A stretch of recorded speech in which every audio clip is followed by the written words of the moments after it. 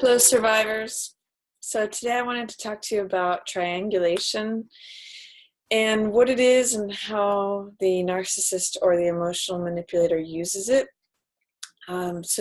Triangulation is basically when you are in a dynamic with the emotional manipulator and they bring a third person into that dynamic so that there is the focus is essentially taken off them and their manipulations, and they either get the other person to act as proxy so that they get to confer their abuse on you via that other person, or it's sort of like a ganging up strategy where they can say certain things about you to this other person, to this third person, and they triangulate with them to get the focus onto you and their perception of your not living up to expectations or your behavior or whatever, them projecting things onto you, like saying you're crazy or that you're lying or whatever it is that their strategy might be.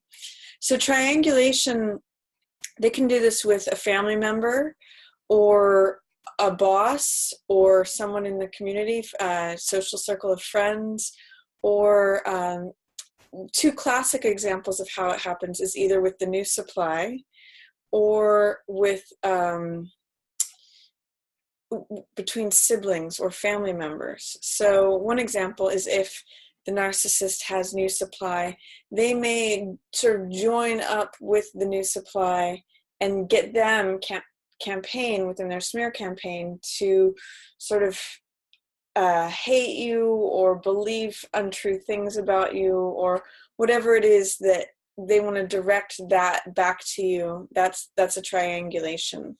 Another example of triangulation would be, say, if there's two siblings to a narcissistic parent, they may use the golden child or the person who gets a lot of the praise and accolades and the projected false self onto them to sort of gang up and shame or draw down the black sheep person who is sort of more the target of the narcissist's rejected self.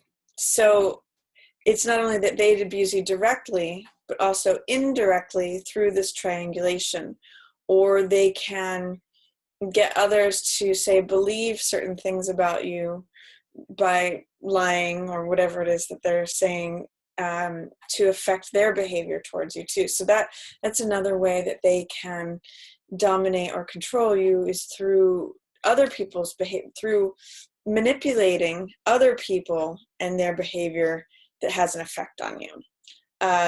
In a workplace, for example, a narcissistic coworker could say things to a manager or a boss that has a direct effect on you.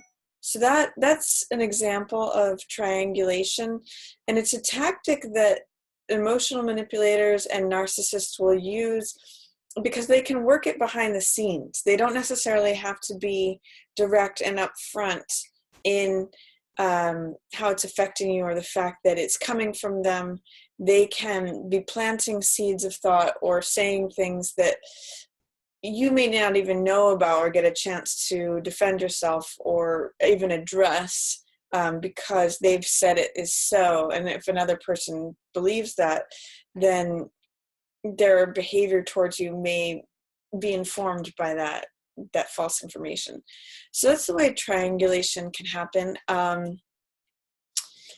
Again, I think Ollie Matthews has one about between siblings, but it can really happen. It can happen with the new supply. It can happen between family members, co-workers, social circles, any way that the narcissist sees that they can affect you and affect another person to indirectly affect you instead of directly manipulating you, which they may be doing additionally, but it's like adding another layer into the mix.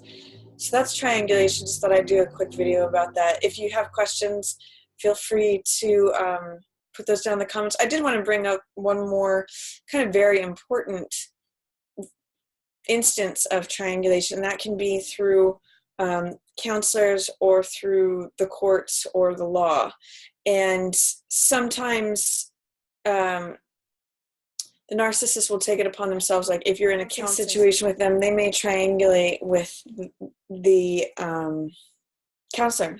So they might charm the counselor or seduce them or whatever their tactic is, and try to get them to believe that you're the unstable person, that you're the perpetrator of the abuse.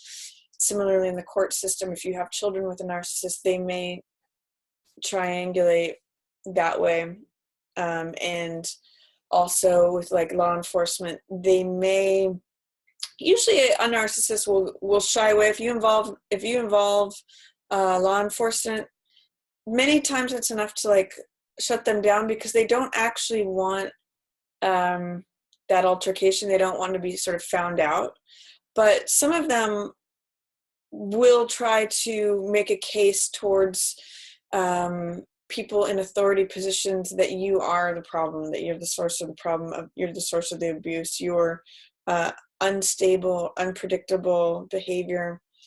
And they may get you into a reactive state where they create evidence for that. So if they, for example, a classic example would be like a domestic abuse sample where the abuser, whether man or woman, physically affects the person. And so they're in a reactive state. And then when the law enforcement comes, the person who's panicked because they've been abused, interacts with the law enforcement official while the abuser is cool as a cucumber and saying, this is the person who's unstable.